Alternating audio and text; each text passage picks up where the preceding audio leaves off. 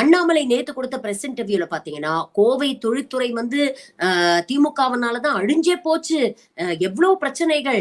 நான் தேர்ந்தெடுக்கப்பட்டு எம்பியா வந்துட்டேன்னா எல்லாத்தையும் மாத்தி அமைச்சிடுவேன். கோவைக்கும் ஒன்றிய அரசுக்கும் ஒரு பாலமா இருப்பேன். அப்படி இப்படின்னு வாய்ஸ் விடால் விட்டார் இல்லையா? இன்னைக்கு பதிலுக்கு கோவை தொழிற்சங்க கூட்டமைப்பு என்ன சொல்லிருக்கு அப்படிங்கறத பாருங்க. இவங்க என்ன சொல்றாங்க? எங்களுக்கு பிரச்சனையே பாஜகவினாலதான்.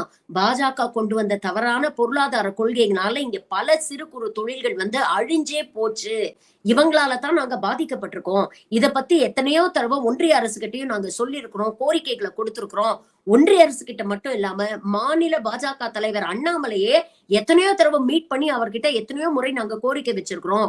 உண்மையிலே கோவை மக்கள் மீது இவருக்கு அக்கறை இருந்திருந்ததுன்னா சென்ட்ரல் மினிஸ்டர்கிட்ட போய் பேசி இருக்கலாமே. எங்களுடைய குறைகளை எடுத்து சொல்லி ஏதாவது ஒரு தீர்வு கண்டிருக்கலாமே. அதற்கு இவர் ஜெயிச்சு எம்பி ஆகணுங்கிற அவசியம் இல்லையே.